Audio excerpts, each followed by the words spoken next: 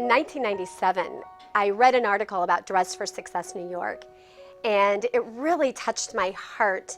It was about providing interview clothing to women that were coming from disadvantaged situations and helping them to be on the same playing field as anyone else. And I kept thinking, I don't know anything about starting a nonprofit.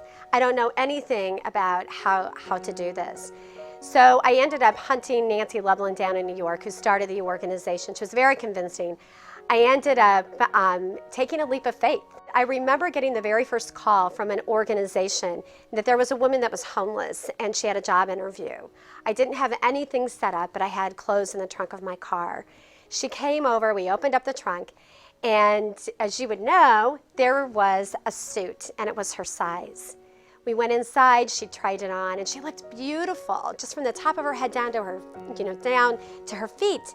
And that's when I noticed on her feet, she had tennis shoes.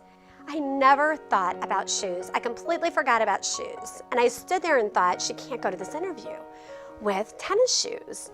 And I asked her what size she wore. She wore my size of shoes. And we all know, ladies, we love shoes. I had just gotten those pair of shoes. And I remember I had one side of a voice over here saying, give her your shoes. The other side was, no. I gave her my shoes, and she put them on, and they fit. And she turned and she looked at the mirror with a tear coming down her face. And she had her hand out, and I really thought that maybe I had insulted her, and I didn't mean to, and I said, I'm so sorry. And she said, no. She said, I've never seen myself look like this. And she said, I have to touch the mirror to make sure that it's me. She walked out of the door. 2 hours later, my phone rang. I was the first person she called, and she landed the job. I knew that that's what I had to do. Whether or not I really knew what I was doing, I knew that there was a plan and that I had to continue to move forward. My husband Brad and I have worked together to form Connections to Success, to offer not just the suits and seeds of success, but to help them with mentoring, to help them with learning about job skills, to put a plan in place that will help them to form the goals that they need to continue to move forward. Within the last 3 years, just to give you an idea, we've served over 1,500 men and women, helping them to get back into the workforce. We have a 75% job placement rate, an 80% retention rate. I moved to St. Louis about 2 years ago, and I had been involved with Dress for Success. I'm familiar with that in the city that I lived in prior to St. Louis. So when I moved here, I wanted to do something in the community, and I investigated the Dress for Success organization, and I found out that it really was part of a large organization called Connections to Success. If you look at a lot of people that have had challenges in their life, may have made a wrong turn somewhere, many times they'll end up in some type of a social support program. And most of those programs really address some of the symptoms of the issue, but really don't go for the root cause. And I think that's where Connections really makes a difference. It's not an organization that gives an easy handout to someone. It requires people to be committed to really want to make a change. But it helps enable and support that, and I think that's fabulous. Over the last couple of years, we all know that our economy has gone through a difficult time, and in addition to getting people back to work, one of the things that really needs to happen is we need to retrain people.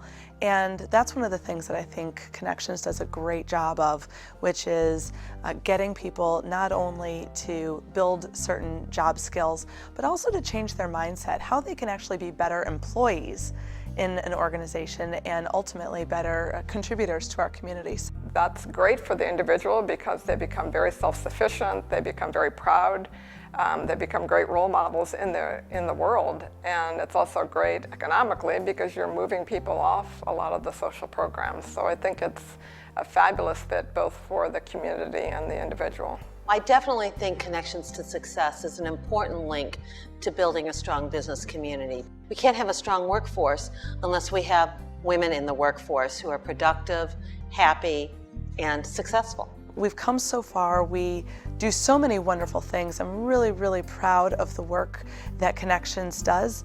And I almost feel like we're the best kept secret in town. And so one of the things that we're really looking to do with the Tribute to Success event is use this to help generate further awareness in the community. It's a faith-based program, and really it's more they're not preaching to you, but it's their faith in you that I've seen, and how they believed in me, and they knew what they saw inside of me before I could remember what that was that I was missing. And it was really just a strong support system for me, and I really appreciate that. I once heard a quote that well-behaved women rarely make history. And so when I think about that, I think about all of the women, all of you that are here today, that have advanced in your careers, in your families, and inspired all of us. And I think about the women that walk through our doors every single day at Connections to Success, that break through the glass ceiling of poverty, of homelessness, and of our welfare system. Every single day, they inspire me, and that's how I get up every day. You know, Madeleine Albright, who's the former Secretary of State, has a saying that there's a special place in hell for women who don't support other women. And I think every woman in this room will find a very special place in heaven because we're here today. It's a privilege and an honor to be with you today and to be celebrated for all the successes that I have in my life already and those to come, and celebrate with you.